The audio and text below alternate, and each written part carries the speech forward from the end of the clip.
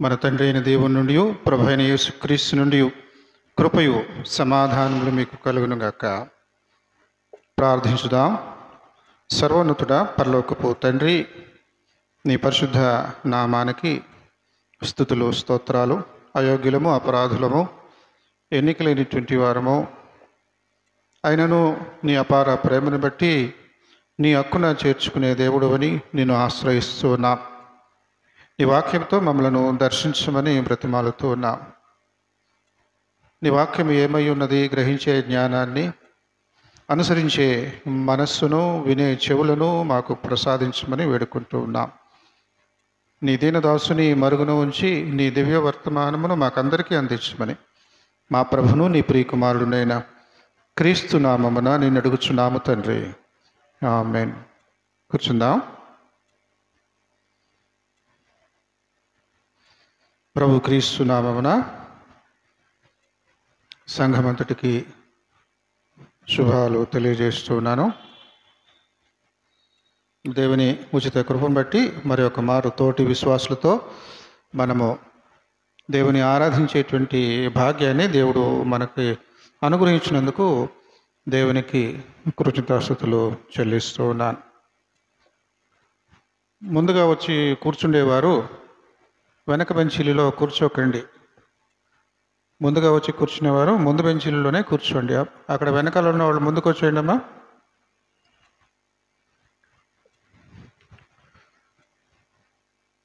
చక్కగా ముందుకొచ్చి కూర్చోండి. పోయిన ఆదివారమున అక్క చెల్లెళ్ళ గురించి మనము ధ్యానం చేశాం. ముఖ్యంగా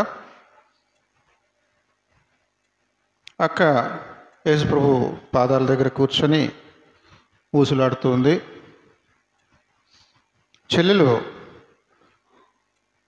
వచ్చినటువంటి అతిథికి వంట చేయడంలో సతమతమవుతుంది. ఇటువంటి పరిస్థితిలో వీరిద్దరిలో ఎవరిని యేసు ప్రభు వారు ఎక్కువగా మెచ్చుకున్నాడు అనేటువంటి విషయాన్ని మనము ధ్యానం చేసాం పోయిన ఆదివారం. ఇప్పుడు చూస్తే వీళ్ళిద్దరు ఇంట్లోనే ఉన్నారు. లాజరు ఏమైపోయాడు అన్నట్టుగా పోయిన ఆదివారం లాజరు మనకు కనబడలే.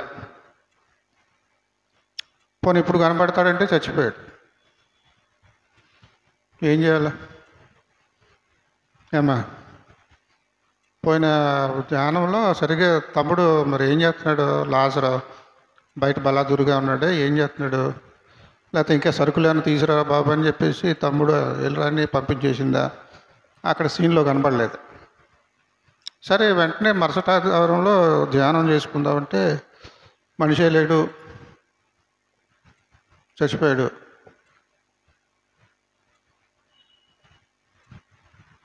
అందుకోవాల్సినటువంటి వాక్యం ఏమిటి? మన పితరులు చాలా జాగ్రత్తగా 100% తీవ్రంగా ఆలోచించి 3 వాక్యాలు కుదించి సమీకరించి సమ దృక్పథంతో ధ్యానం చేసేలాగున ఒకే దృష్టితో, ఒకే ఆలోచనతో, ఉద్దేశంతో, ఒకే సందేశాన్ని అందుకునేలాగున 3 వేరువేరు పాఠ్యభాగాలు మనకు అమర్చిపెట్టారు.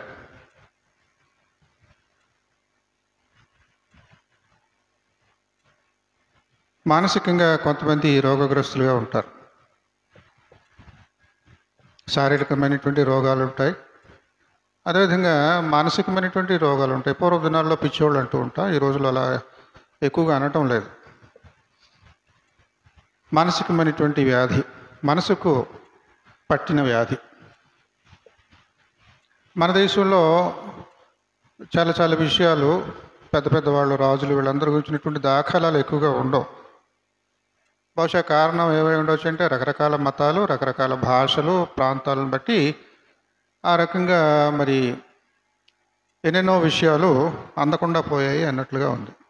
కానీ యూరప్ దేశంలో, ఐరోపా ఖండంలో ఉన్నటువంటి దేశాలు, ఇంగ్లాండ్ కానివ్వండి, ఫిన్లాండ్ కానివ్వండి, స్కాట్లాండ్ కానివ్వండి, నెదర్లాండ్ కానివ్వండి, ఇలాగా ఉన్న దేశాలలో వాళ్ళ రాజులు తుమ్మినా దగ్గినా కూడా ఏమేది అనేటువంటి దాఖలాలు వాళ్ళకు ఉంటాయి. మనకే బొత్తిగా అరుదుగా ఉంటాయి. మరి ఇక్కడ ఆ రోజుల్లో వాళ్ళ పద్ధతులు ఎలా ఉండేవి, రాజులు ఇలాంటి వాళ్ళు అంటే వాళ్ళ వేష భాషలు ఇవన్నీ కూడా ప్రజలకు అందుబాటులో తెలిసేలాగానే దాఖలాలు ఉంటాయి. కొంతమంది రాణులు ఏం చేసేవాళ్ళు అంటే, చలి ప్రదేశం కదా, చాలా ఖరీదైనటువంటి దుస్తులు వేసుకునేవారు. రాజు కుటుంబం కాబట్టి. ఎంత ఖరీదంటే మన భాషలో చెప్పాలంటే ఒక 50 లక్షలు ఒక డ్రెస్సు. అంత మాత్రమే కాకుండా మార్చుకునేవారు కాదు, బట్టలు మార్చుకునేవారు కాదు. వేసుకున్నదే దాంతోనే రోజులు, వారాలు, నెలలు కూడా గడిపేసేవారు. అలాంటి ఉదంతాలు కొన్ని ఉన్నాయి.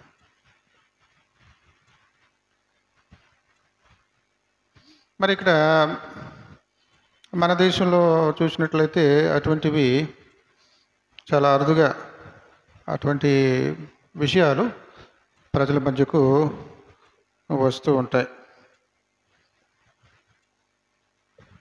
ఒక రాణి మానసిక వ్యధతో, ఇందాక అన్నాను కదా, వ్యాధితో మాట్లాడడం మానేసింది. ఎవరితోనూ మాట్లాడదు. మనసులోనే పెట్టేసుకొని బాధ, కోపము, లేకపోతే ద్వేషము మనసులోనే పెట్టేసుకొని ఇంకా మాట్లాడడం మానేసి చచ్చిపోయేదాకా కూడా అలాగే ఉంది. మానసికమైనటువంటి వ్యధ. ఈ రకంగా మరి మనుషులను కొంతమందిని వేధిస్తూ ఉంటుంది. అది వ్యాధిలాగా సంక్రమిస్తుంది, మనస్సుకు పట్టిన వ్యాధిలాగా ఉంటుంది. దేవదేవుడు మన మీద కోపగించాడు, మాట్లాడట్లేదు. అనవసరం, నేను మీతో మాట్లాడటం అనవసరం. మీరంటే నాకు మహా చిరాకు, నా మాట వినరు. పోనీ ఏదైనా మాట్లాడితే ఆ మాటను విని దాని ప్రకారం ఏమైనా ఉంటారా? ఉండరు. ఎందుకు మాట్లాడాలి? అది ఈరోజు సందేశం. యేసుక్రీస్తు ప్రభు వారు పోయిన ఆదివారం ధ్యానంలో అక్క చెల్లెలతో చక్కగా మాట్లాడాడు, భోజనం చేశాడు, మాట్లాడాడు, అంత బాగుంది. తమ్ముడు కనబడలేదు. ఇప్పుడు తమ్ముడు కనబడతాడంటే చచ్చిపోయాడు. అటువంటి పరిస్థితిలో వాళ్ళని పరామర్శించడానికి వచ్చాడా? జబ్బుపడి ఉన్నాడని వార్త తెలిసి గబాలున వచ్చి మన జబ్బు నయం చేశాడా? గజేంద్ర మోక్షం అప్పుడు ఆ ఏనుగు దాని యొక్క తెలివి తక్కువతనం వలన మొసళ్ళలో ఉన్న నీటిలోకి వెళ్ళిపోయి ఊరికనే జలకాలు ఆడదాం అనుకున్నది. అక్కడ లోపల మొసలు ఉంది, నీటిలో దాని శక్తి అపారమైనటువంటి, ఏనుగులు కూడా పనికిరావు, కాళ్ళు పట్టుకొని లాగేస్తూ ఉంది. మన దేశపు కథల్లో ఒక కథ. అప్పుడు గజేంద్రుడు గట్టిగా అరుస్తాడు ప్రాణనాథుని కోసం. దేవసభలో అక్కడ సభలో కూర్చున్నవాడికి వినపడుతుంది. సమావేశం, డిస్కషన్స్ అవి జరుగుతుంటే ఇవేం వినపట్లే. సడన్గా ఒక కేక ఎక్కడితో దూరం, అది అక్కడిది వినపడుతుంది. తటాలున రక్షణ కార్యం చేస్తాడు, గజేంద్రుడికి మోక్షం వస్తుంది. ఆ రకమైనటువంటి కథ మనం చూస్తాం. ప్రభువా, మా ఫ్యామిలీ ఫ్రెండ్ నువ్వు యెరూషలేం వచ్చేటప్పుడు ఇక్కడ హాల్ట్ వేస్తావు, మా దగ్గర ఉంటావు, సేద తీరిసి అప్పుడు యెరూషలేం వెళ్తావు. యెరూషలేంకి ఇక్కడికి 10 కిలోమీటర్లు కదా, దూరం నుంచి ప్రయాణం చేసినప్పుడు ఇక్కడికి వచ్చి హాల్ట్ వేసి వెళ్తావు. ఇవన్నీ బాగానే ఉన్నాయి. మా తమ్ముడు మరి ఇలాగా వ్యాధితో పడి ఉన్నాడు, గజేంద్ర మోక్షం లాగేం లేదు, నీకు కబురు పెట్టినా రాలేదు, ఆలస్యం చేసేసి.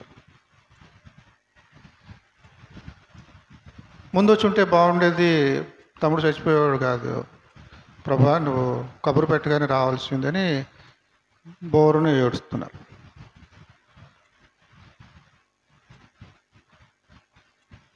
అది చదువుకున్నాం మనం. అటువంటి వాళ్ళ దగ్గరికి యేసుప్రభు వారు వెళ్ళి అదే పనిగా ఆలస్యంగా వెళ్ళి వీడు చచ్చిపోవాలని ఆలస్యంగా వెళ్ళి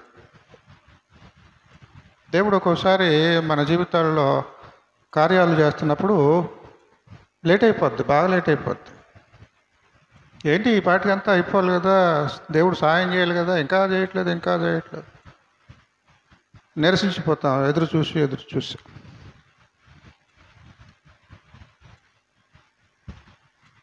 ఆలస్యం అమృతం విషయం కాదు, ఆలస్యం విషం అమృతం. ఆలస్యం విషం అమృతం. యేసుక్రీస్తు పనులు ఎలా ఉంటాయి. ఆలస్యంగా వచ్చాడు, ఒక పాఠం నేర్పడానికి వచ్చాడు, ఆలస్యం చేశాడు.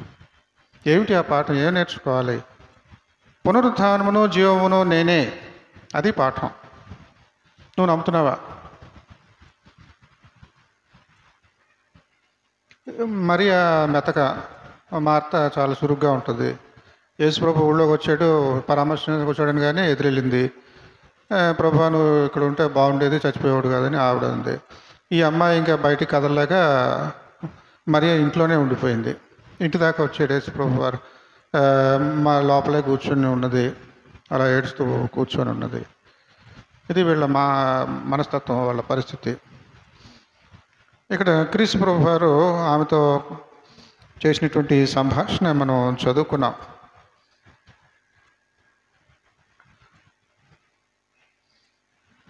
నీ సహోదరుడు తిరిగి లేస్తాడు, బతుకుతాడు అని అంటే ఎలా ఉంటుందో చెప్పండి. సమాధి చేసేసారు, 3 రోజులు అయిపోయింది. పరామర్శించడానికి వచ్చాడు. ఏదోలేమో దేవుని ఏర్పాటు, ఇంకా తప్పదు, పుట్టామన్న తర్వాత ఏదో ఒక టైంలో చనిపోవాలి. మరి ముందే చనిపోయాడు, మన కాళ్ళ ముందే చనిపోయాడు, ఓర్చుకోవాలి. అలాంటి మాటలేం చెప్పకుండా మీ తమ్ముడు బతుకుతాడు. ఏమ్మా ఎవరన్నా చెప్పారా మీరు ఎలాగా చనిపోయిన వాళ్ళ ఇంటికి వెళ్ళి చెప్పండి? సువార్త, అదే సువార్త. బతుకుతాడు. ఆలస్యం చేసాడు అంటే విషం అమృతం చేయడానికి. మనకేమో కంగారు, ప్రభా నీ వచ్చిన ఏళ్ళ ఇలా చచ్చిపోయేవాడు కాదు కదా, నువ్వు ప్రార్థన చేయగానే చక్కగా ఆరోగ్యంగా ఉండి అయిపోయేవాడు కదా. ఈవిడ నీ తమ్ముడు బతుకుతాడు అనగానే ఈవిడ అనుకున్నది ఇంకా ఆత్మీయంగా ఆలోచిస్తూ ఉన్నది. అవును ప్రభా, అంత్యదినమున అందరు కూడా లేస్తారు. ఆ ప్రభు దినమున యెహోవా పరలోకపు తండ్రి ఆ రోజున అందరూ లేస్తారు, చచ్చిపోయిన వాళ్ళు అందరూ లేస్తారు ప్రభా. అది కాదమ్మా, దానికోసం నేను చెప్పింది అది కాదు. అంత్యదినమున మార్త ఆయనతో అంత్యదినమున పునరుద్ధానమందు లేచునని ఎరుగుదును. ఇప్పుడు ఉన్న తెలివితేటలు అంతవరకే, పాఠం అంతవరకే తెలిసి. పాఠం నేర్పుతున్నాడు ఇప్పుడు, తెలీదు ఆ పాఠం. అందుకు యేసు పునరుత్థానమును జీవమును నేనే. ఇది చాలాసార్లు తీవ్రంగా నేనే ఆలోచించలేదు ఇది వచ్చే వరకు. ఈ మధ్యకాలంలో మామూలుగా ఊత పదంలాగానే పునరుద్ధానం జీవం నేనే అన్నట్లుగా ఉన్నది. దీన్ని విడదీసి కుదురుగా ఆలోచన చేసి చెప్పాలి అని అంటే ఏమిటి దీని అర్థమో? పునరుత్థానమును జీవము నేను. మొట్టమొదటి మాట ఏంటి? పునరుత్థానం అంటే చనిపోయిన వాళ్ళని బ్రతికించేవాడిని నేనే.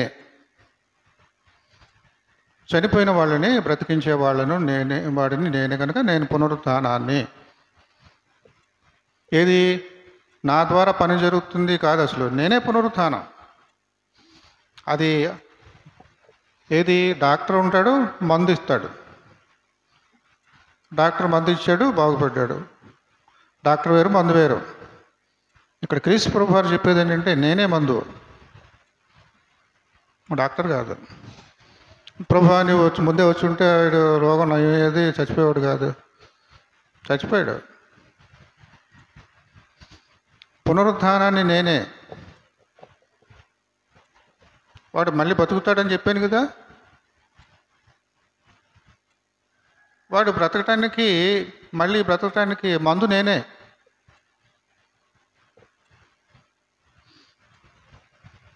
ఆ మందు ఉంటేనే బ్రతుకుతాడు. ఆలస్యం విషం అమృతం.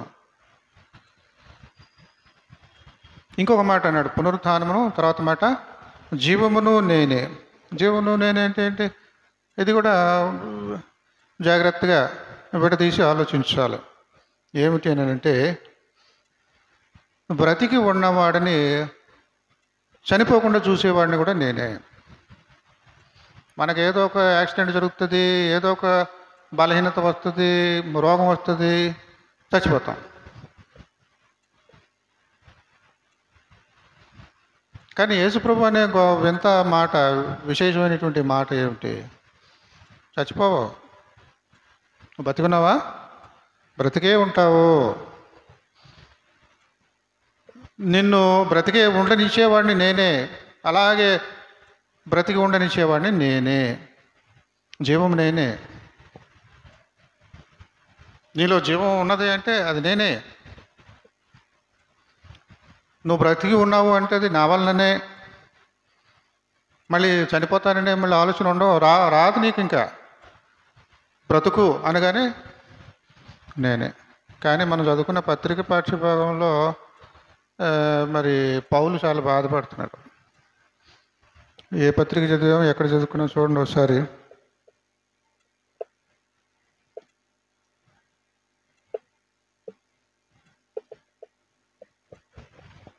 ఫిలిప్పీలకు రాయబడిన పత్రిక 1వ అధ్యాయము మనం చదువుకున్నాం కదా. 12 నుండి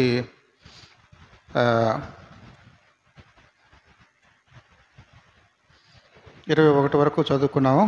అందులో ఆఖరి మాట 21వ వచనం, నా మట్టుకైతే బ్రతుకుటకి ఇస్తే చావైతే లాభము.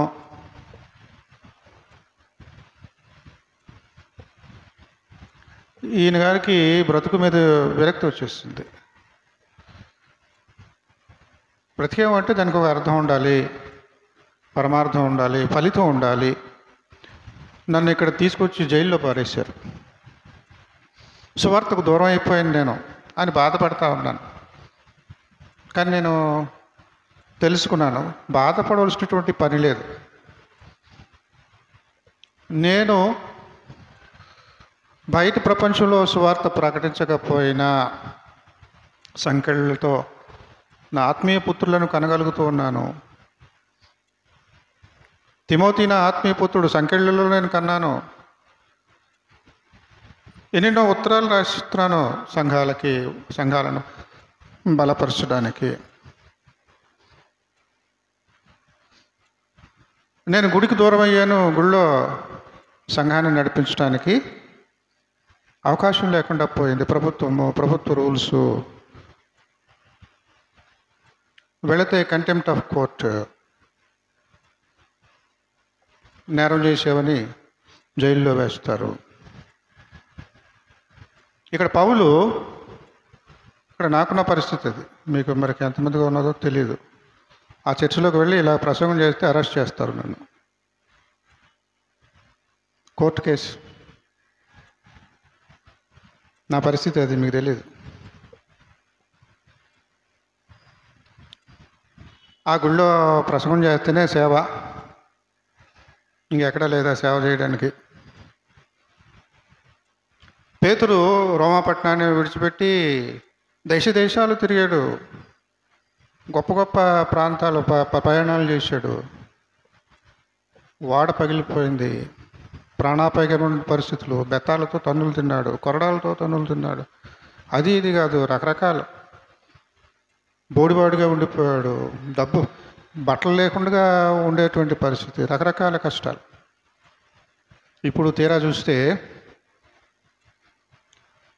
రోమా ప్రభుత్వ వారు శిక్ష విధించారు, సేవ చేయడానికి లేకుండా పోయింది. బాధపడుతున్నాడు ఒక ప్రక్కన, కానీ ఇంకొక ప్రక్కన ఆ బాధ అదే వ్యక్తం చేశాడు. నా మట్టుకైతే బ్రతుకుటకి ఇస్తే చావైతేనే లాభం, ఎందుకు అనవసరంగా ఇంకా బతుకున్నాను అనిపిస్తుంది.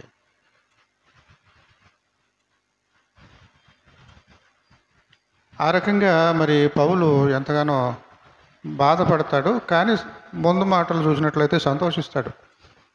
ఆ సంతోషాన్ని మనం సరిగా అర్థం చేసుకోవాలి. ఏమిటి అని అంటే, నేను బంధకాలలో ఉన్నా, జైల్లో ఉన్నా కూడా ఒకటి జరుగుతుంది. కామ్రేడ్, ఇన్కిలాబ్ జిందాబాద్, విప్లవం వర్ధిల్లాలి కామ్రేడ్. మన్య ప్రాంతంలో మరి నక్సలైట్లు ఇలాంటి వాళ్ళు, ఉద్యమకారులు అక్కడ ఉన్నటువంటి అన్యాయానికి గురైనటువంటి దళితుల యొక్క క్షేమం కోసం వాళ్ళు పోరాడుతూ ఉంటారు. వాళ్ళకి న్యాయం జరగాలి. గొప్పవాళ్ళు, చుట్టుప్రక్కల ఉన్నటువంటి జమీందారులు వాళ్ళందరూ కూడా వీళ్ళ నుండే దోచుకొని వీళ్ళ పనులు, వెట్టి చాకరీ, సరైన జీతాలు ఇవ్వకుండా ఉన్నటువంటి ఆ పంట, అది ఇది అన్నీ కూడా వాళ్ళే దోచుకొని వీళ్ళను జంతువుల్లాగా, పశువుల్లాగా చూస్తూ ఉంటారు. దాని నుండి విడుదలగా ఇవ్వటం కోసం నక్సలైటిజం. వాళ్ళకి ఆద్యుడు అల్లూరి సీతారామరాజు. మన్యంలో ఉన్నటువంటి వారికి న్యాయం జరగాలి. సరే, కామ్రేడ్స్ ఇప్పుడు ఏమిటి అని అంటే, విషయం ఏమిటి?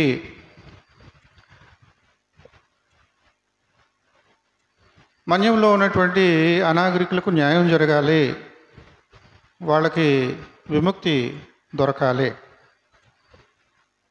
అది ఆ గురి కోసమే పనిచేయాలి. గురి మాత్రమే ముఖ్యమైనటువంటిది. అక్కడ కామ్రేడ్స్ ముఖ్యం కాదు. పోరాటం చేసి పోరాడేవాళ్ళు ముఖ్యం కాదు అక్కడ. అది కమ్యూనిస్ట్ పార్టీల్లో ఎక్కువగా మనం చూస్తాం ఇటువంటివన్నీ. వ్యక్తికి ప్రాధాన్యతనివ్వకూడదు. కానీ మానవ రీతిగా కొన్ని సమస్యలు ఎదురవుతూ ఉంటాయి. వ్యక్తికి ప్రాధాన్యం ఇస్తూ అలా అయిపోతూ ఉంటారు. లేకపోతే ఉద్యమంలో ఉన్నటువంటి కొంతమంది, ఒక గుంపు వాళ్ళకి ఒక రకమైనటువంటి ఆలోచన ఉంటుంది. నెరవేరడానికి, ఉద్యమం మంచి ఫలితాలు ఇవ్వడం కోసం. ఇంకొకరికి ఇంకో రకమైనటువంటి ఆలోచన, వాళ్ళకి వీళ్ళకి పొసగదు. ప్రొటెస్టెంట్స్కి, రోమన్ క్యాథలిక్స్కి పొసగదు. కానీ ఇద్దరు కూడా యేసు ప్రభువుని ఆరాధిస్తూ ఉంటారు. ఇది ఎప్పటిది? పౌలు నాటి నుండి ఉంది. పౌలుకి పేతురుకి పడేది కాదు. అదేంటి దెబ్బలాడుకునే వాళ్ళ? దెబ్బలాడుకున్నా అంటే మనకులాగా చేయి కలిపి తన్నుకులాడడం కాదు.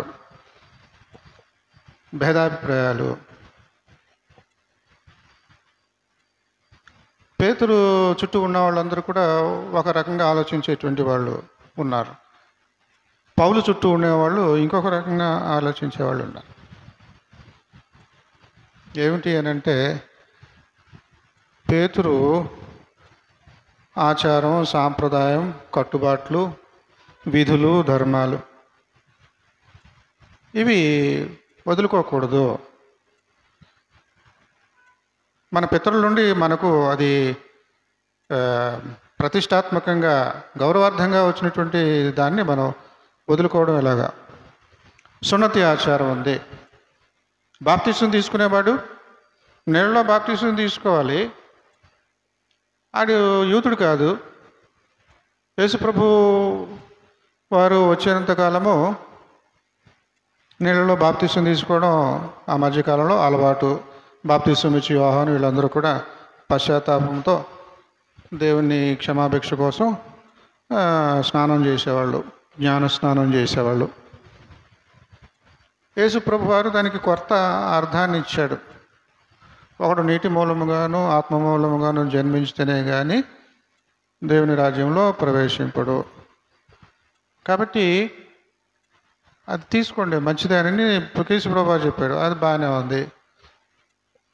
మనం యూదుల నుండి ఈ ఆచారం బయలుదేరింది కనుక, యూదుల ఆచారం ఇంకొకటి ఉంది కదా, మగవాళ్ళు సున్నతి చేయించుకోవాలి కదా. ఆ బయటోడు ఎవడో ఇంకొకటి వచ్చేసి మన ఆచారాల నుండి ఇప్పుడు క్రొత్తగా వచ్చినటువంటి ఈ బాప్తిసం ఆచారం తీసేసుకుంటున్నాడు డైరెక్ట్గా. అది తప్పు. మన ఆచారాల వ్యవహారాలన్నింటినీ వీళ్ళు కళంకం చేసేస్తున్నారు. ఎవడైతే బాప్తీసం తీసుకోవాలనుకున్నాడో వాడు ముందు సున్నతి తీసుకొని పేరుకు యూద మతమును అనుసరించేవాడని అనిపించుకొని అప్పుడు బాప్తీసం తీసుకోవాలి. ఇది సమస్య. ఇది పేతురు చుట్టూ ఉన్నటువంటి వాళ్లకు ఉన్నటువంటి వ్యవహారం. పేతురు ఆలోచనలు కానీ తన చుట్టూ ఉన్న వాళ్ళు కానీ ఈ పద్ధతిలో ఉంటా ఉన్నారు. పౌలుకు అవేమీ నచ్చలేదు. ఇప్పటి నుండి గ్రీసు దేశస్థుడని యూదుడని, గ్రీసు దేశస్థుడని, స్త్రీ అని పురుషుడని, దాసుడని స్వతంత్రుడని ఏ భేదము లేదు. క్రీస్తును అందు అందరూ ఒకటే. యూదుడేంటి, గ్రీసు దేశస్థుడేంటి, యెహోవాను ఆరాధించేవాడేంటి, విగ్రహాలను ఆరాధించేవాడేంటి, ఆడైనా ఈడైనా బాప్తీసం తీసుకోవాలి. ఆడొచ్చి బాప్తీసం తీసుకోవాలంటే సున్నతి తీసుకోవాలా?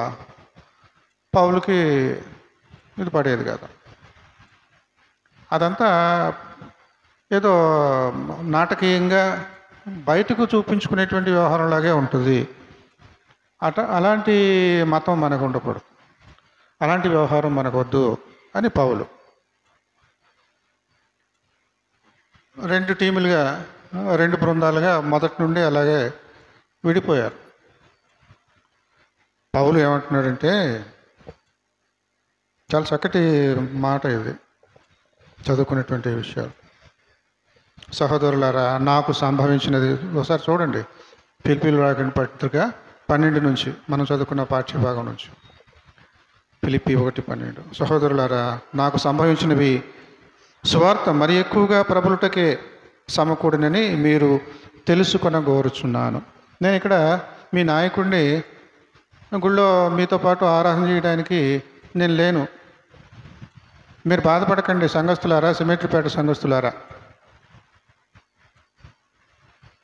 దూరంగా ఉండటం మంచిదే, దాని వెనుక ఒక లాభం ఉన్నది అన్నట్లుగా పౌలు ఇంతవరకు నేను బయట ఉన్నాను, ఇప్పుడేమో జైల్లో కూర్చొని ఉన్నాను, సువార్త ఆగిపోయింది, నాయకుడిగా మీ అందరి నాయకుడిగా నేను ఒక మూలన కూర్చున్నానని మీరు అనుకుంటున్నారు.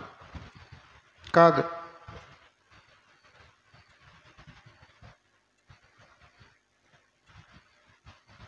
మార్క్ పాస్టర్ గారు అక్కడ లోపల ఉండి పరిచర్య చేస్తున్నప్పుడు ఎవరైనా చనిపోతే సమాధి పెట్టి ఖర్చు కోసం 2000 ఇచ్చేవారు. ఎవరైనా అనారోగ్య స్థితిలో ఉంటే మందుల ఖర్చుల కోసం 1000, 2000 వాళ్ళ అవసరాన్ని బట్టి 5000 చేతిలో పెట్టి ప్రార్థన చేసేవాళ్ళు. మాటనయ్య గారు లేరు ఇప్పుడు అవి చేయడానికి. సంఘస్థులో మేమున్నాం, మేము చేస్తాం. అయ్యగారు రండి, గుళ్ళోకి మాత్రమే కదా మీరు రాకూడదు, ఇదంతా బయట చేయవలసిన పనులు కదా, వచ్చేయండి. మీ చేతులతోనే ఇప్పుడు కూడా చనిపోయినటువంటి వాళ్ళ కుటుంబంలో సమాధి పెట్టి ఖర్చుకి 2000 ఇంతకుముందు మీరు ఎలా ఇచ్చారు, ఇప్పుడు వచ్చేయండి. బలహీన స్థితిలో ఉన్న వాళ్ళని ప్రార్థన చేసి చేతిలో డబ్బులు పెడతారు, రండి. అంతకుముందు ఒకళ్ళిద్దరిని కూడా పెట్టుకొని చేసేవాళ్ళేమో, ఇప్పుడు మేము 10-15 మంది ఉన్నాం, అందరం వచ్చేస్తాం. చూసారా, పౌలు ఇక్కడ ఏమంటున్నాడు, 2 సంవత్సరాలు జైల్లో ఉండిపోయాడు. ఆ రోజుల్లో చెప్పిన మాట ఇది. ఆ తర్వాత చనిపోయాడు. అసలు పౌలుకి ఆ రోజుల్లో జైలుకి వెళ్ళారంటే సాధారణంగా 199 మంది వెనక్కి రారు, చనిపోవడానికే వెళ్తారు. అలా ఉండేది. ఇక్కడ పౌలు సహోదరులారా, నాకు సంభవించినవి సువార్త మరి ఎక్కువగా ప్రబలుటకే. చూసారా, సిమెట్రిపేటలో ఒక పాస్టర్ మాత్రమే కాదు, సంఘస్థులందరూ కూడా సేవ చేసేవాళ్ళు బయలుదేరారు. ఇప్పుడు జైల్లో ఉండటం మంచిదా? మంచిది కదా, మంచిదే. సర్ఫ్ గురించి ఆ మధ్య అడ్వర్టైజ్మెంట్లు వచ్చాయి. ఇప్పుడు మరక మంచిదే అని అడ్వర్టైజ్మెంట్. అరే, పిల్లలు అక్కడ బురదలో మట్టిలో ఆడేసుకొని బట్టలన్నీ మురుగు చేసేసుకున్నాడు, మరకలుగా. ఆడింటికి వస్తాడు, తల్లి ఏం బాధపడదు, మన ఇంట్లో సర్ఫ్ ఉంది, దీంతో చక్కగా ఆ మరకలన్నీ పోతాయి. మరక మంచిదే. నేను జైల్లో ఉండటం మంచిదే, అక్కడ గుళ్ళో ఆరాధనలకు దూరం అయిపోయి గుడి బయటే ఉండటం మంచిదే.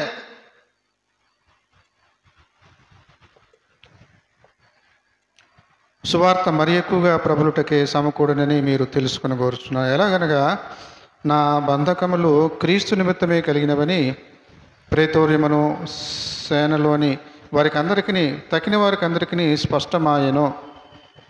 మరియు సహోదరులైన వారిలో ఎక్కువ మంది నా బంధకముల మూలముగా ప్రభువునందు స్థిర విశ్వాసము గలవారై నిర్భయముగా దేవుని వాక్యము బోధించుటకు మరి విశేష ధైర్యము తెచ్చుకొనిరి.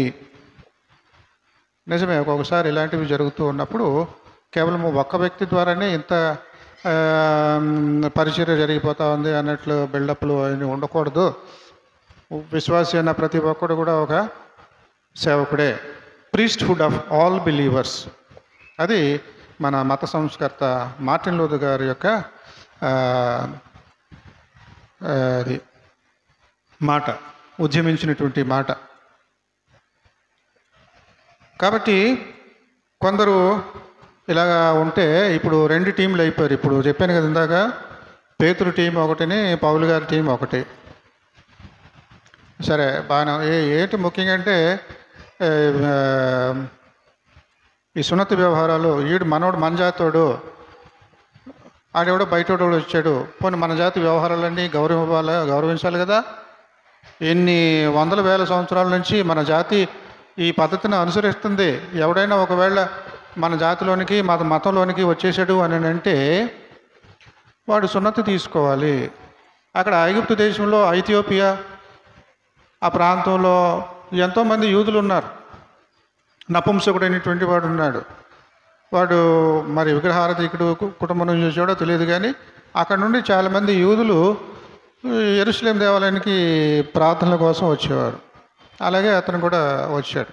కాబట్టి ఎక్కడెక్కడో ఉంటారు యూదులు, మనోళ్ళు వేల సంవత్సరాలు, వందల సంవత్సరాలు, వేల సంవత్సరాల నుంచి ఉన్నారు. ఇలాంటి ఆచారాన్ని ఇప్పుడు సడన్గా కళంకం చేసేలాగున చేయడం ఏమైనా బాగుందా? బాప్తీసం బాగుంది, కొత్త స్టైలు. యేసుప్రభు వారు, మన గురువు గారు మనకు పరిచయం చేసినటువంటి అలవాటు.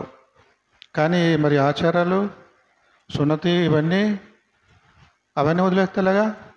బయటోడు ఎవడైనా వస్తే నేను క్రీస్తును నమ్ముకుంటున్నాను అని, బాప్తిజం తీసుకుంటున్నానని చెప్తే ముందు వాడికి సున్నతి చేసేయాలి. స్త్రీ అని కానీ పురుషుడిని కానీ భేదం లేదు. సున్నతి అంటే మగవాళ్ళకి మాత్రమే అన్నట్టుగా ఉంటుంది. బాప్తిస్మంలో అదేం లేదు కదా, ఆడ మగ అందరూ కూడా బాప్తిస్వం తీసుకోవాలి కదా. పౌలు ఆలోచనలు వేరేగా ఉంటాయి. పౌలు మరి రోమా పౌరసత్వం కలిగినటువంటి వారు. తల్లిదండ్రులు ఒకళ్ళేమో యూదులు, ఒకళ్ళేమో రోమియులు. కాబట్టి విశాలమైనటువంటి ఆలోచనలు పౌలుకు ఉన్నాయి. పేతురుకు అలాంటి ఆచారపరమైనటువంటి ఆలోచనలు. ఇక్కడ కొంచెం తేడా వచ్చింది. సరే, బాగానే ఉన్నది. ఇప్పుడు సువార్త ప్రకటన, కామ్రేడ్ సువార్త ప్రకటన ఏది? ఇన్కిలాబ్ జిందాబాద్ మాత్రమే ఉండాలి. ఇన్కిలాబ్ జిందాబాద్ అంటే, ఇన్కిలాబ్ జిందాబాద్ అంటే ఏంటి చెప్పండి, తెలుగులో ఏమంటాం?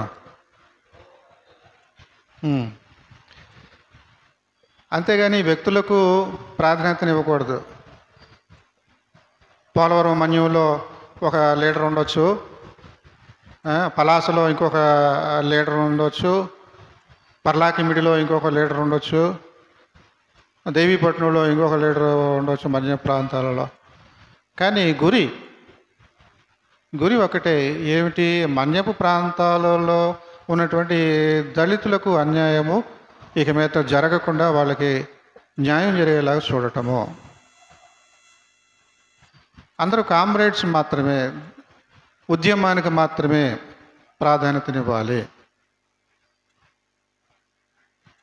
క్రీస్తుకు మాత్రమే ప్రాధాన్యతనివ్వాలి. కక్ష చేతనే కానీ, అసూయ చేతనే కానీ, కలహబుద్ధి చేతను, చూడండి చక్కగా చెప్తున్నాడు. కొందరు అసూయ చేతను, కలహబుద్ధి చేతను, మరికొందరు మంచి బుద్ధి చేతను క్రీస్తును ప్రకటించుచున్నారు. వాడు పోలవరం మన్యంలో ఉన్నవాడు ఉన్నవాడైనా, పలాసలో ఉన్న మన్యంవాడైనా ఉద్దేశం ఒకటే, ఇన్కిలాబ్ జిందాబాద్. మన్యంలో ఉన్నటువంటి వాళ్ళకి అందరికీ కూడా న్యాయం జరగాలి. అది ఏ పద్ధతిలో చేస్తున్నారో, ఇక్కడ ఇటువైపు ఉన్నవాళ్ళు ఒకలాగా పద్ధతిలో చేస్తున్నారు, అటువైపులో ఉన్నవాళ్ళు ఇంకొకలాగా చేస్తూ ఉన్నారు. పర్వాలేదు, ఉద్దేశం నెరవేరుతుంది. ఉద్దేశం ఏమిటి? క్రీస్తును ప్రకటించుచున్నారు. కొందరు అసూయ చేతను, కలహబుద్ధి చేతను, మరికొందరు మంచి బుద్ధి చేతను క్రీస్తును ప్రకటించుచున్నారు. ఏదైతే క్రీస్తు ప్రకటించబడుతున్నాడు.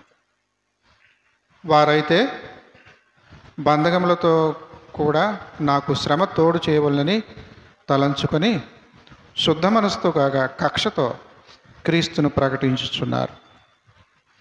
వీడు జైలు పాలయ్యాడు, ఇంకా అలాగా మరణశిక్ష కూడా వచ్చేస్తుంది అని చెప్పేసి అవతల పార్టీ వాళ్ళు ఉన్నారు చూసారా, వాళ్ళకి సంతోషం అయిపోతుంది.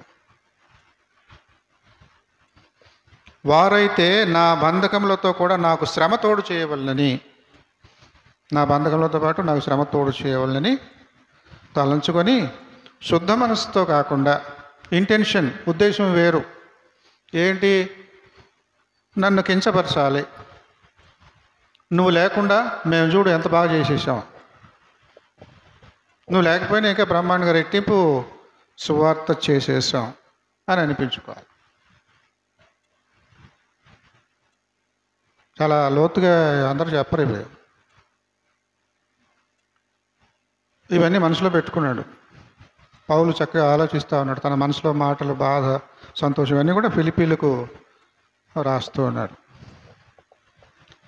వారైతే బంధకములతో కూడా నాకు శ్రమ తోడు చేయవలనని తలంచుకొని శుద్ధ మనసుతో కాకుండా కుతంత్రపు ఆలోచనతో, సరే ఏ ఆలోచన అయితేనే క్రీస్తు ప్రకటింపబడుతున్నాడు, అది కామ్రేడ్ వాడు తలంపు, వాడి యొక్క పంధ ఒకలా ఏదైతేనే ఉద్దేశం నెరవేరుతుంది, క్రీస్తు ప్రకటించబడాలి. దళితులు, మన్యంలో ఉన్నటువంటి ఈ గిరిజనులకు న్యాయం జరగాలి, జరుగుతుంది.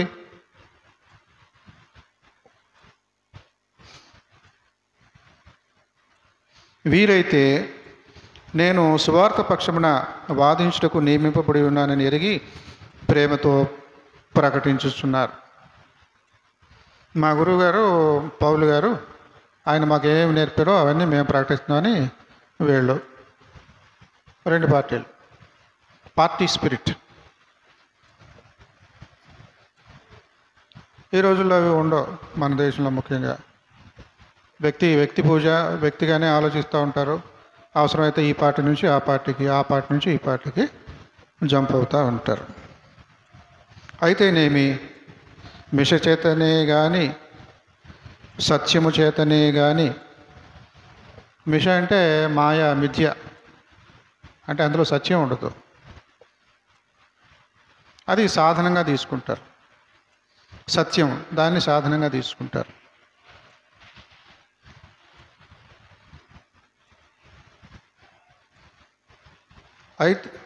అయిననేమి మిష చేతనే కానీ, సత్యము చేతనే కానీ, ఏ విధము చేతనైనను క్రీస్తు ప్రకటింపబడుచు ఉన్నాడు. క్రీస్తు ప్రకటింపబడుతున్నాడు, అది చాలు. అది ఏ రకంగా క్రీస్తు ప్రకటింపబడుతున్నారో తెలియదు. ఆరంభంలో ఒక మాట చెప్పాను, కొంతమంది లేరు. ఏమిటది? మౌనంగా ఉండిపోవడం, మాట్లాడకుండా ఉండిపోవడం. రాజకుటుంబాలలో మరి కొంతమంది ఆ రకంగా ఉన్నవాళ్ళు, మానసికమైనటువంటి వ్యాధితో మౌనంగా ఉండిపోయిన వాళ్ళని చెప్పాను. ఇక్కడ దేవదేవుడు, యెహోవా దేవుడు మాట్లాడకుండా ఉండిపోతున్నాడు. అది పాత నిబంధనలో మనం చదువుకున్నాం. చూడండి ఒకసారి, ఆమోసు గ్రంథం 8వ అధ్యాయము 11-12 వచనాలు.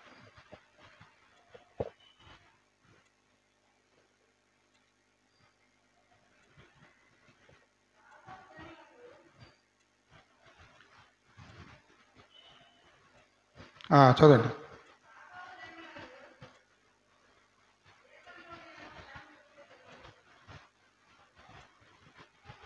రాబో దినములందు దేశంలో నేను క్షామము పుట్టింతును. క్షామం అంటే తిండి దొరకకపోవడం, తిండి దొరకకపోయేలా చేస్తాను నేను.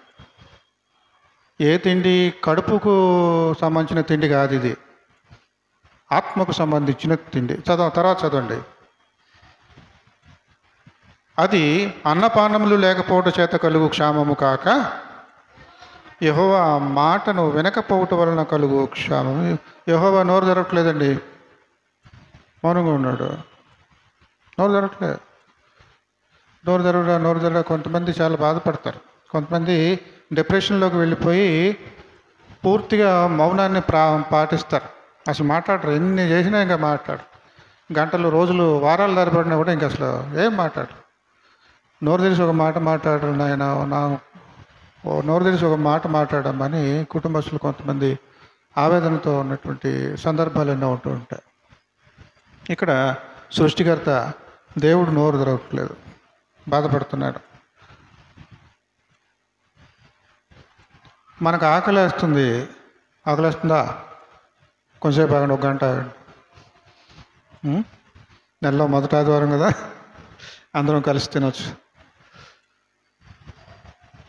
ఆకలి ఉండాలి. ఏది? నీతి కొరకు ఆకలి దప్పులు గలవారు ధన్యులు. అలాగే ఇక్కడ యెహోవా వాక్కు అనేటువంటి ఆ ఆహారం కరువైపోయింది. నేను మాట్లాడినా, యెహోవా దేవుడు అంటున్నాడు, నేను మాట్లాడినా. రాబో దినములందు దేవుడు దేశంలో నేను క్షామము పుట్టించును, అది అన్నపానములు లేకపోవటం చేత కలుగు క్షామము గాక యెహోవా మాటను వినకపోవటం వలన కలుగు క్షామముగా ఉండును. ఇదే యెహోవా వాక్కు. కాబట్టి జనులు యెహోవా మాట వెదుకుటకై ఈ సముద్రం నుండి ఆ సముద్రం వరకును, ఉత్తర దిక్కు నుండి తూర్పు దిక్కు వరకును సంచరించుదురు కానీ అది వారికి దొరకదు. ఖరాఖండిగా దేవుడు తన కోపాన్ని వ్యక్తపరుస్తూ ఉన్నాడు. ఎంత భయంకరమో. యెహెజ్కేలు గ్రంథం చూడండి ఒకసారి. యెషయా, ఇర్మియా, విలాపవాక్యంలో యెహెజ్కేలు గ్రంథంలో 20వ అధ్యాయము 3వ వచనం చూడండి ఒకసారి.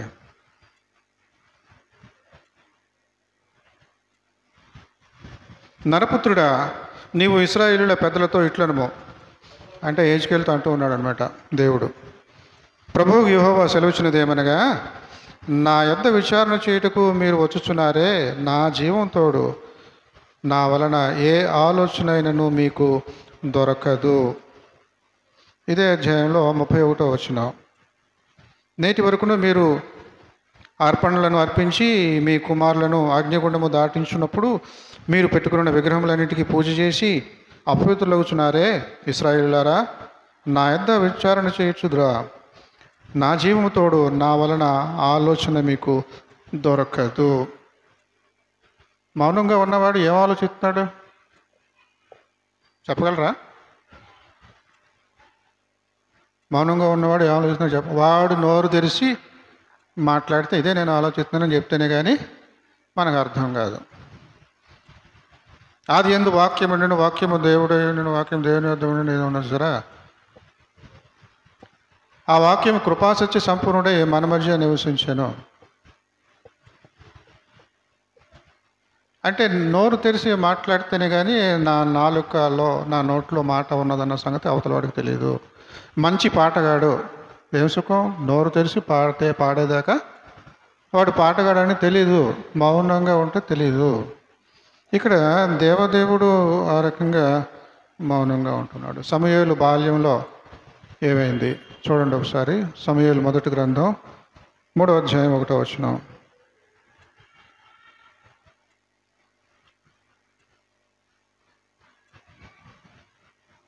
సమూయేలు మొదటి గ్రంథం 3వ అధ్యాయం 1వ వచనం.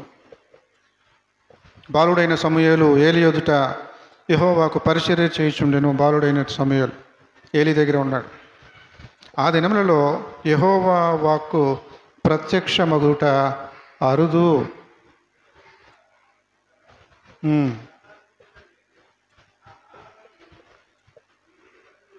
చాలండి. ఆ దినములలో యెహోవా వాక్కు ప్రత్యక్షమరుట అరుదు. ఎలా పడితే అలాగే దేవుడు మాట్లాడేస్తాడు అనుకోకండి. కొన్నిసార్లు ఆయన మాట్లాడాడు. కొన్ని రోజులుగా, కొన్ని నెలలుగా, కొన్ని సంవత్సరాలుగా ఆయన ప్రవచనం మరి దైవజనులకు వచ్చేది కాదు. ఏలీ ప్రవక్త, యాజకుడు, పెద్ద ఆయన దగ్గర శిష్యరేఖం చేయడానికి మరి సమూయేలు తల్లిదండ్రులు ఆ బాలుడిగా ఉన్న ఆ వయసులోనే వదిలిపెట్టేసి వెళ్ళిపోతారు. అటువంటి పరిస్థితిలో ఏలీతో దేవుడు మాట్లాడట్లేదు, చాలా రోజుల నుంచి మాట్లాడట్లేదు. ఎవరితో మాట్లాడుతున్నాడు ఇప్పుడు?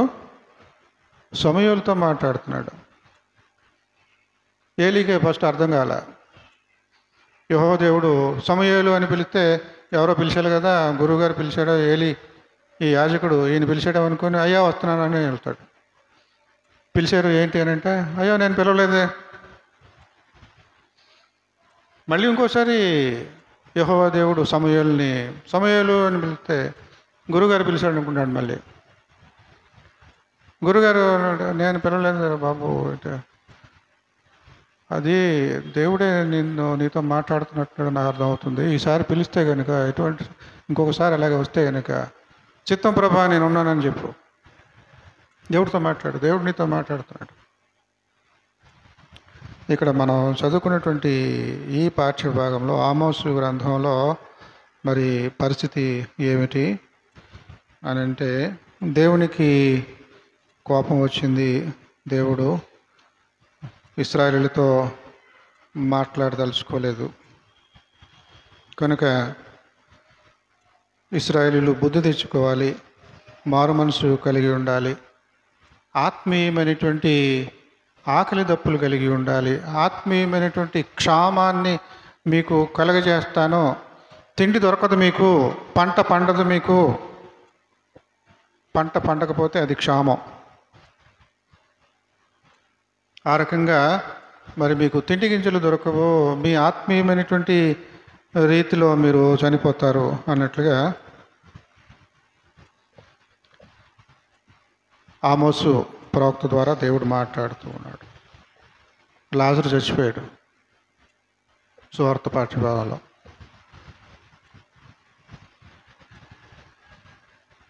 ఎందుకు చచ్చిపోయాడు, ఏ రకంగా చచ్చిపోయాడు?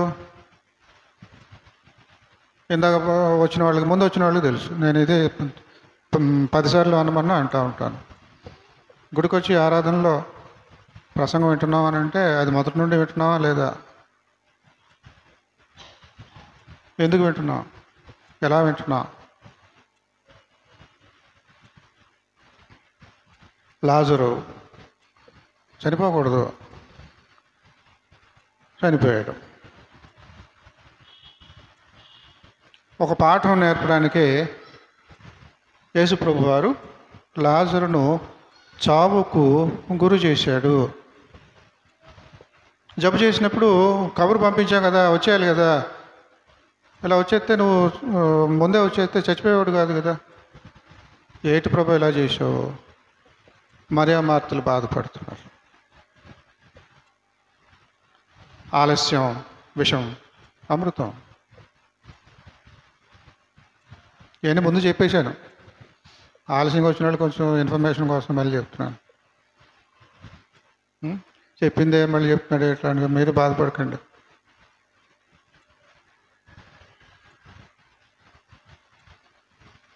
క్రీస్తు ప్రభు వారు ఆలస్యం చేశాడంటే అద్భుతం చేయడానికే. ఈ మాట నువ్వు నమ్ముతున్నావా మార్తా? పునరుద్ధానము జీవము నేనే. నమ్ముతున్నావా? నా మాట, నా వాక్కు అరుదైనటువంటిది, ఎలా పడితే అలా మాట్లాడేసేది కాదు. మీ మీద కోపగించుకొని నేను అలుగుతాను, మాట్లాడటం మానేస్తాను. ఆత్మీయంగా క్షామంతో తిండి దొరక్క చచ్చిపోతావు, ఆత్మీయంగా చచ్చిపోతావు. అవసరమా నీకు? నా మాట నమ్ముతావా? ఏమిటి నా మాట? పునరుద్ధానం నేనే. ఎవడైనా బతికాడు అంటే నేనే, నా వల్లనే. ఆ బతకడానికి కావాల్సిన మందు నేనే, పునరుద్ధానం నేనే, జీవము నేనే. అంటే పెన్షన్ తెచ్చుకునే వాళ్ళు ప్రతి సంవత్సరం లేకపోతే ఏమో మొత్తానికి లైఫ్ సర్టిఫికేట్ తీసుకోవాలి. బర్త్ సర్టిఫికేట్ తెలుసు కదా, మన పుట్టినరోజు ఎప్పుడు పుట్టాం బర్త్ సర్టిఫికేట్ అంటారు, బాగానే ఉంది. పెరుగుతారు, చచ్చిపోతారు, చచ్చిపోయిన తర్వాత బతుకున్న వాళ్ళు చచ్చిపోయిన వాళ్ళ కోసం డెత్ సర్టిఫికేట్ తీసుకుంటారు, అది బాగానే ఉంది. ఈ మూడవది ఈ మధ్యకాలంలో ఏంటిది, లైఫ్ సర్టిఫికేట్. నేను ఇంకా బతికే ఉన్నాను అనే సర్టిఫికేట్ తెచ్చుకోవాలి. ముఖ్యంగా ఎవరు పెన్షన్ తీసుకునేవాళ్ళు బ్యాంకులో ఊరిని వెళ్ళిపోయి నువ్వు చచ్చిపోయినా నీ పేరు మీద ఇంకొకటి వెళ్ళిపోయి డబ్బులు డ్రా చేస్తూ ఉంటాడు. అలాంటివి జరిగినందుకు ఈ మధ్యకాలంలో నువ్వు బతుకున్నావు అనే సర్టిఫికేట్ తీసుకో, అది బ్యాంకులో అయ్యి చూసారా. నేనే ఆ సర్టిఫికేటు, పునరుద్ధానము నేనే, జీవము నేనే. నువ్వు చచ్చిపోవు, నీకు పెన్షన్ వస్తానే ఉంటుంది. ఏమ్మా 60 ఏళ్ళు దాటిన వాళ్ళు ఉన్నారా? 3,000 వస్తున్నాయా? 5,000 చేస్తారు తర్వాత. మీరు చచ్చిపోరు, అవి వస్తూనే ఉంటాయి. జీవము నేనే, చావరు. ఆ రకంగా యేసుప్రభు వారు చెప్పిన ఈ గొప్ప మాట, మనలను బ్రతికించే మాట, మనలను బ్రతికి ఉండనిచ్చే మాట, ఇంతకు మించిన మాట ఇంకా ఎవరైనా చెప్తారా? అలాంటి దేవుడికి బాధ కలుగు చేయవచ్చా? కోపాన్ని రప్పించవచ్చా? ఆ దేవుడు మౌనంగా ఉంటే, ఆ దేవుడు మాట మాట్లాడకపోతే మన పరిస్థితి ఏమిటి?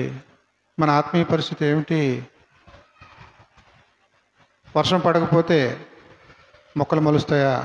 తిండి దొరుకుతుందా? క్షామము, ఫ్యామిన్. దేవుని వాక్యము కరువైపోతుంది. సమయాల దినాలలో యెహోవా వాక్కు ప్రత్యక్షమగుట అరుదు, అయినా సమూయేలుకు ప్రత్యక్షమైంది. సమూయేలుతో దేవుడు మాట్లాడుతూ ఉన్నాడు. కాబట్టి ప్రభునందు ప్రియమైన సంఘమా, మనము కామ్రేడ్స్గా ఉంటూ ఉన్నాము. ఒకళ్ళు భేదాభిప్రాయాలు ఉండవచ్చు, కానీ అసలు విషయం వదిలేయకూడదు సుమా. ఏమిటది? అసలు విషయము క్రీస్తు ప్రకటింపబడాలి, క్రీస్తు గురించినటువంటి మాటలు ఉండాలి. ఆ మధ్యకాలంలో 20 ఏళ్ల క్రితం చెన్నైలో ఉన్నటువంటి రోజుల్లో అక్కడ తెలుగు పాస్టర్ ఒక ఆయన ఉండేవాడు, బాప్టిస్ట్ పాస్టర్ పిచ్చాపాటి. అప్పుడప్పుడు అలా కాసేపు మనసు మాట్లాడుకుంటూ ఉండేవాళ్ళం.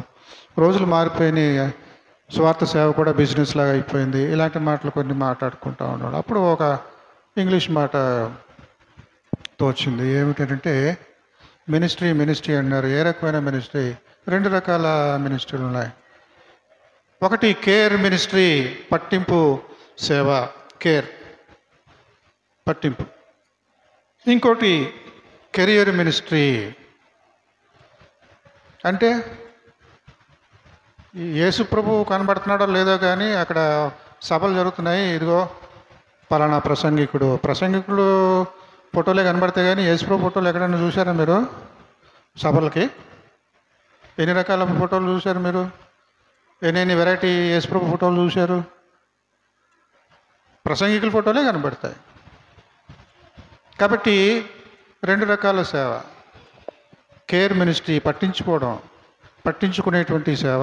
ఇంకొకటి మరి కెరియర్ మినిస్ట్రీ, పలుకుబడి సేవ.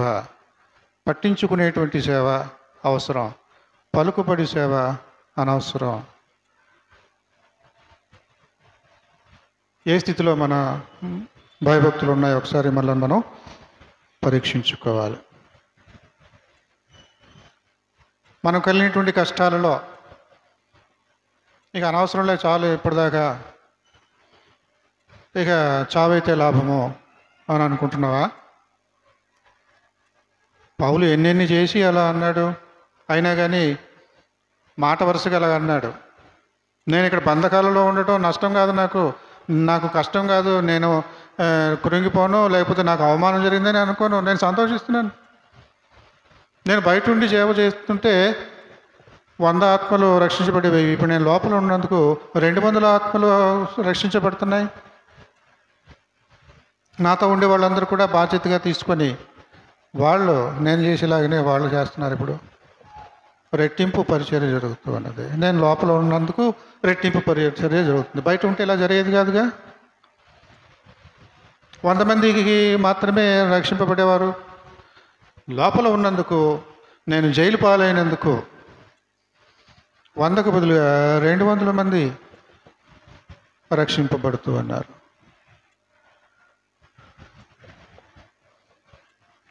కాబట్టి మనము బ్రతికి సాధించాలి. ఆ మాట కూడా చెప్పి నేను ముగించాలని అనుకుంటూ ఉన్నాను. మనం చదువుకున్నటువంటిదే ఇందాక పౌలు చెప్పినటువంటిది, నా మట్టుకైతే బ్రతుకుతే క్రీస్తే, చావైతే లాభం. నేను బ్రతుకుతున్నానంటే క్రీస్తే, పునరుద్ధానం జీవం ఆయనే కదా. నేను బ్రతుకుతున్నాను అంటే జీవం ఆయనే, బ్రతుకుటే క్రీస్తే. సరే, ఆ మాట పక్కన పెట్టండి. అపోస్తుల కార్యములు 20:24 చూడండి ఒకసారి, ముగించుకుందాం.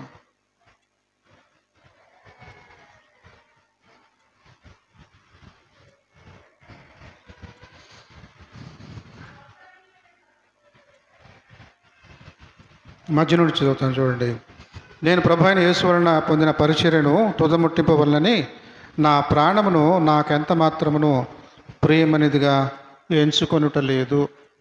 నాకు ఒక టాస్క్ ఉంది. ఈ రోజుల్లో మరి ఉద్యోగాలు చేసే వాళ్ళకి అలా పెడతారు, టాస్క్ ఉంటుంది. ఎంతమంది ఇప్పుడు బ్యాంకులో మేనేజర్ ఉన్నాడు అనుకోండి, కొన్ని ఉంటాయి ప్రిన్సిపల్స్, రూల్స్ ఉంటాయి. నువ్వు ఈ బ్రాంచ్లో బ్యాంక్ మేనేజర్గా పనిచేస్తున్నావు, 1 సంవత్సరం పాటు నీకు ఎక్స్పీరియన్స్ వచ్చింది, సీనియారిటీ వచ్చిందంటే ఈ సంవత్సరంలో నువ్వు ఎన్ని కొత్త అకౌంట్లు నీ హయాంలో వచ్చినాయి చూపించుకోవాలి. 1000 మంది ఈ సంవత్సరం అంతట్లో 1000 మంది కొత్త అకౌంట్లు ఓపెన్ చేశారు అని అనిపించుకోకపోతే నీకు ఇంక్రిమెంట్ ఉండదు. టాస్క్.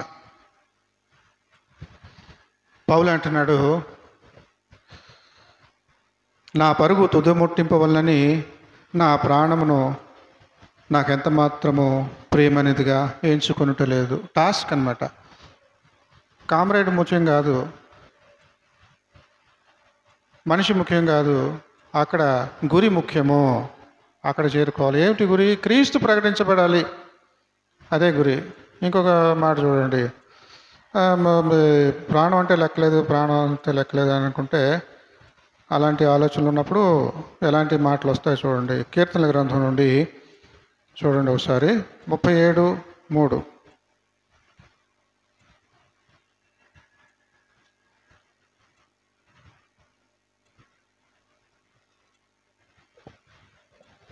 యెహోవాయందు నమ్మిక ఉంచి మేలు చేయము, దేశమందు నివసించి సత్యమును అనుసరించము.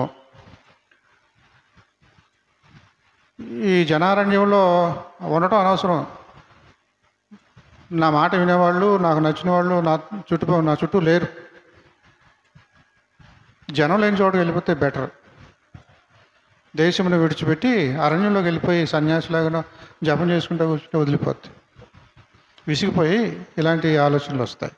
కానీ ఇక్కడ దావీదు ఏమంటున్నాడు 37వ కీర్తనలో, దేశమందు నివసించి సత్యమును అనుసరించము.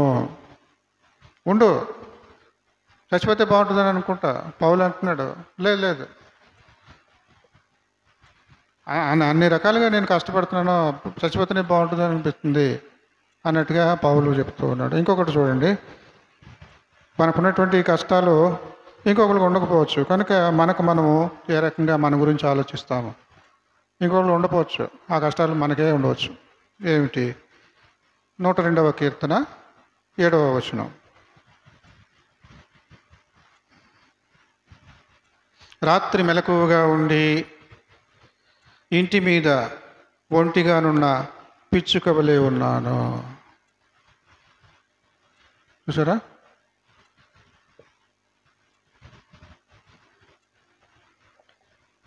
పక్షులు మరి ఆ రకంగా జంట బాసిన పక్షులు ఉంటాయి, తోడు ఉండరు, ఒంటరిగానే ఉంటా ఉంటాయి. నా పరిస్థితి ఎలా ఉన్నది? రాత్రి మెలకువగా ఉండి నిద్రపోవాలి, నిద్ర పట్టదు. రాత్రి మెలకువగా ఉండి ఇంటి మీద ఒంటిగానున్న పిచ్చుక వలెనున్నాను. తోటి పక్షులు పలానా చెట్టు మీద, కొమ్మ మీద అవన్నీ ఉంటా ఉన్నాయి. వాటి యొక్క సహవాసం నుండి నేను దూరం అయిపోయాను. వాళ్ళెవరు నాకు చుట్టూ లేరు. ఒంటరిగా ఇంటి మీద ఒక పక్షి ఎలా ఉంటుందో ఆ రకంగా నేను ఉండిపోతున్నాను. ఇంకొక మాట చూడండి ఒకసారి. కీర్తనలు 25:16.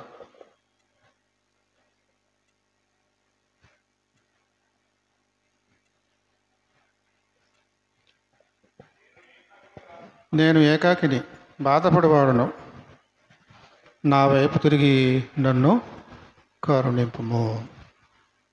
నా పరిస్థితి ఏంటో నేను తెలుసుకున్నాను. నాకు నేనుగా ఈ పరిస్థితి నుండి బయటపడలేను. నువ్వే నాకు సహాయం చేయాలి. నాకింత ప్రోత్సాహ నందము కల్గుట కేకర్త ఘనమైన హేతువయుడు. నేను కష్టాలలో ఉన్న, శ్రమలో ఉన్న, ఏదైనా కానీ దేవుడు నన్ను ఎంకరేజ్ చేస్తూనే ఉన్నాడు. మొంగమూరు దేవదాసు అనుభవంతో చక్కగా రాసినటువంటి పాట మనం పాడుకున్నాం. అది పాడటం వరకైనా జీవితంలో దీన్ని మనం రుచి చూడగలమా, దీన్ని సాక్ష్యంగా మనం కూడా చెప్పుకోగలమా అని దేవుడు ఈ పూట మన నుండి ఎదురు చూస్తున్నాడు. ఆ విధంగా దేవుడు మనమందరం కూడా ఆత్మీయమైనటువంటి క్షామము నుండి బయటపడి దేవుడితో మాట్లాడేవారముగా, దేవుడు మనతో మాట్లాడేవాడుగా పరిస్థితులు ఉండేలాగున, వ్యక్తిగతమైనటువంటి వాటికి ప్రాధాన్యతనివ్వకుండా క్రీస్తుకు మాత్రమే ప్రాధాన్యతనిచ్చి క్రీస్తు ప్రకటింపబడాలి అనేటువంటి గురి కలిగి ఆ గురి వద్దకే మనము పరుగులు తీయాలి. ఆ విధంగా దేవుడు మనలందరినీ బలపరచునుగాక. సమస్త జ్ఞానములకు మించిన దేవుని సమాధానం యేసుక్రీస్తు వలన మీ హృదయములకు, మీ తలంపులకు కావలి ఉండునుగాక. ఆమేన్. దేవా నాయందు శుద్ధ హృదయము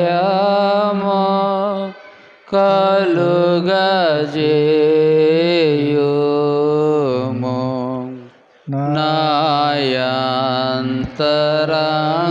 నాయంతరంగములో